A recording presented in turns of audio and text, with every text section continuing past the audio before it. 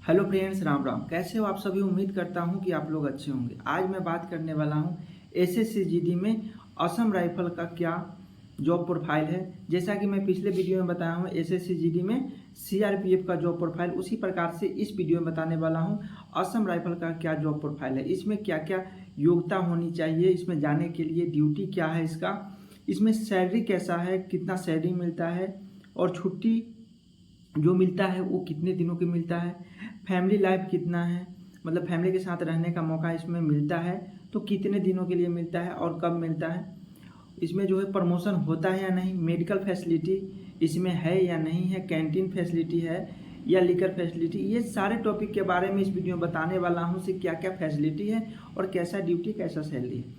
तो वीडियो को स्किप ना करें और वीडियो के लास्ट तक बने रहे ताकि आपको असम राइफल के बारे में पूर्णतः जानकारी मिल सके से इसमें क्या क्या अच्छाई है और क्या इसमें जो कमी बेसी है वो आपको मालूम चल जाएगा वीडियो के लास्ट तक में।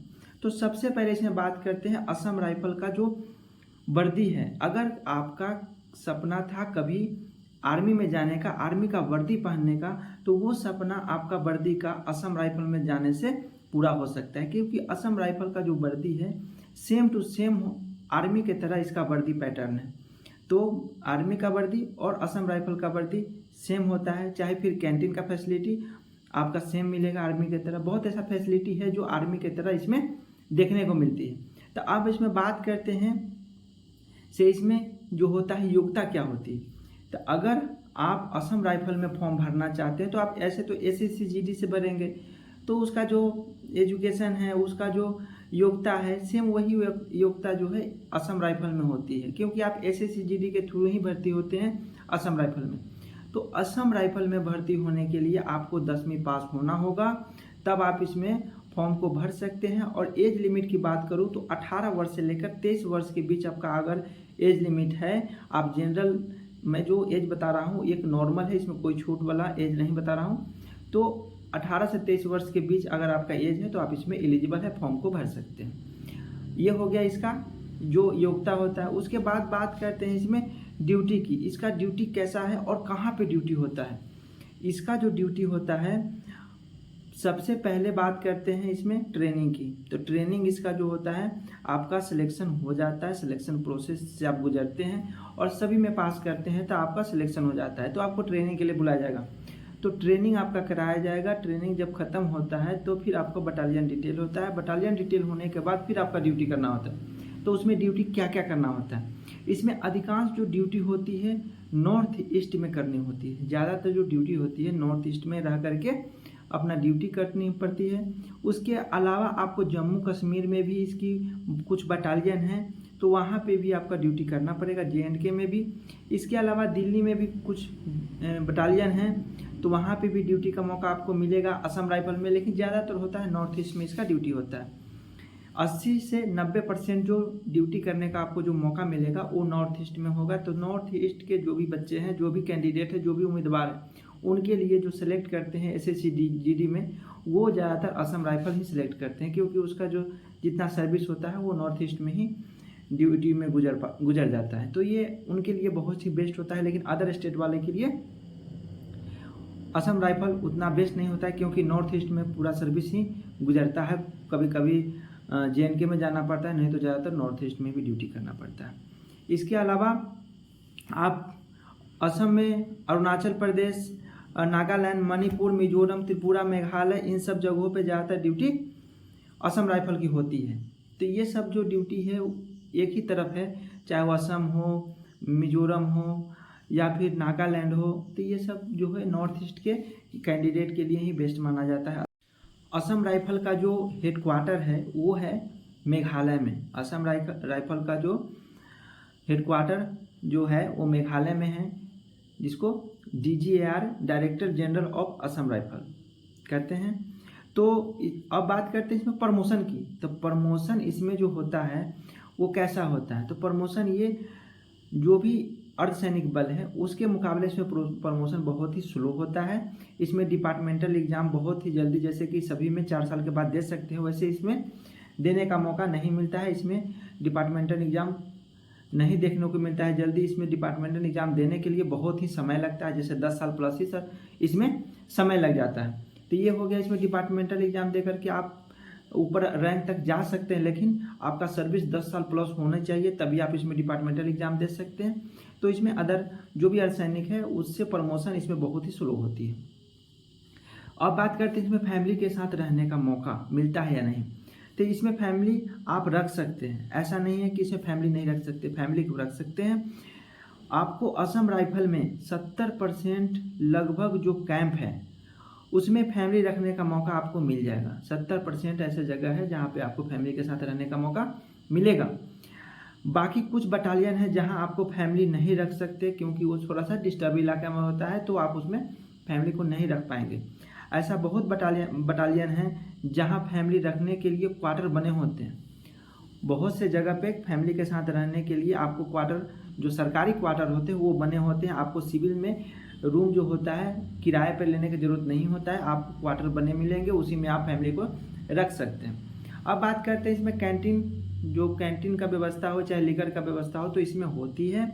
और इसमें अर्धसैनिक जो भी है वो सबसे तो बेस्ट होती है, क्योंकि एक पुराना बल है असम राइफल। इसमें आपको जो भी फैसिलिटी है आर्मी की तरह मिलेगी। इसमें सेम आर्मी की तरह कैंटीन कार्ड होती है, लीकर कार्ड भी सेम आर्मी की तरह होती है। असम राइफल में अगर आप हैं तो आप आर्मी के कैंटीन से सामान ले सकते हैं। आप सोच सकते हैं आर्मी कैंटीन में जो डिस्काउंट मिलता है वो एक अर्धसैनिक के जो भी कैंटीन है सभी से ज़्यादा डिस्काउंट मिलता है। तो ये आप बेनिफिट ले सकते हैं अगर असम राइफल में हैं। तो आपको जो डिस्काउंट मिलेगा वो एक आर्मी, एक सेना की तरह आपको डिस्काउंट मिलेगा। आप एक अर्धसैनिक में रहते हुए भी एक सेना की तरह आप जो फैसिलिटी है वो उठा सकते हैं। लेकिन असम राइफल को छोड़कर कोई भी पैरामिलिट्री है तो वो आर्मी के कैंटीन से कोई भी सामान लेना अलाउ नहीं है, उसमें से नहीं ले सकती है। आर्मी कैंटीन से कोई भी चीज़ लेने पर पैरामिलिट्री के कैंटीन से ज़्यादा छूट मिलती है। सीआरपीएफ के हो चाहे बीएसएफ के हो चाहे सीआईएसएफ के हो चाहे किसी भी बल के हो, तो वो एक सैनिक के जो कैंटीन होता है उससे कम ही डिस्काउंट मिलता है एक पैरामिलिट्री को। लेकिन असम राइफल को वो सेना का कैंटीन का बेनिफिट वो ले सकता है असम राइफल। अब बात करते हैं मेडिकल फैसिलिटी की। इसमें मेडिकल फैसिलिटी मिलती है। इसमें अन्य फोर्स की तरह डिपेंडेंट कार्ड बनता है। इसमें आप आर्मी के हॉस्पिटल में मेडिकल, आर्मी के कैंटीन, आर्मी के हॉस्पिटल में आप खुद का और अपने परिवार का इलाज करा सकते हैं, सिर्फ असम राइफल। उसके अलावा दूसरा कोई भी उसमें इलाज नहीं करवा सकता है बिना किसी अथॉरिटी से, लेकिन असम राइफल करा सकता है। उसमें जो होता है उसका वो बेनिफिट मिलता है, आर्मी के हॉस्पिटल में वो इलाज करा सकता है। तो ये हो गया इसका जो भी मेडिकल फैसिलिटी है वो इसमें आपको एक आर्मी की तरह मिलेगा। अब बात करते हैं इसमें सैलरी की। इसमें भी अन्य पैरामिलिट्री की तरह जो बेसिक सैलरी होती है 21,700 होती है। ट्रेनिंग के समय में 30,000 करीब इसका सैलरी होती है, जो कि सभी पैरामिलिट्री को होती है। जो सीआरपीएफ हो, बीएसएफ हो, जैसे कोई भी हो पैरामिलिट्री फोर्स, तो उसके तरह इसका सैलरी होती है। कब? जब ट्रेनिंग टाइम होता है उस समय सेम सैलरी होती है। उसके बाद ट्रेनिंग के बाद जब आप बटालियन जाते हैं तो वहाँ के एरिया के ऊपर आपका अलाउंस लगते हैं। जैसे कि हर जगह का अलाउंस अलग अलग होते हैं, तो अलग अलग अलाउंस लगते हैं, तो सैलरी उसी की तरह उसी प्रकार से आपका सैलरी में बढ़ोतरी होती है कि कितना सैलरी आपका बनती है। लेकिन ट्रेनिंग के बाद कितना भी कम सैलरी आपको मिलेगी, तो 40,000 सैलरी कहीं नहीं जाने वाली है। 40,000 से प्लस ही सैलरी होगी, उससे कम नहीं होगी, क्योंकि इसका भी जो ड्यूटी होता है वो बॉर्डर का साथ साथ आपका आंतरिक सुरक्षा का भी काम जो होता है असम राइफल का होता है। अब बात करते हैं इसमें छुट्टी की। इसमें छुट्टी कितनी मिलती है? इसमें भी छुट्टी जो होती है अन्य पैरामिलिट्री की तरह सेम होती है, क्योंकि इसमें भी 60 दिन ईएल मिलती है और 15 दिन सीएल मिलती है। जो सीएल छुट्टी मिलती है असम राइफल हो चाहे कोई भी अर्धसैनिक हो, उसमें सीएल में आरएच, जीएच और संडे को मिला करके 15 दिन जो छुट्टी मिलती है वो कभी कभी 22 दिन, 23 दिन, 24 दिन, कभी कभी 25 दिन भी हो जाती है। तो ये जो छुट्टी है टोटल छुट्टी 75 दिन की होती है, और छुट्टी जो हॉलीडे ये सब को जोड़ करके 80-85 दिन छुट्टी इसमें बन जाती है। इसमें असम राइफल में। असम राइफल में जो एसी से ऊपर के अधिकारी होता है वो सेना का होता है।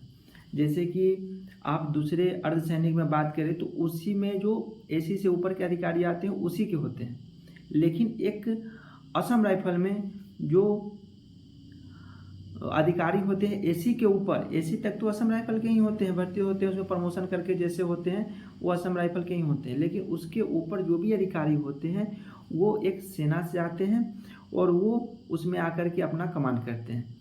अब बात करते हैं इसमें असम राइफल कहाँ कहाँ जा सकते हैं।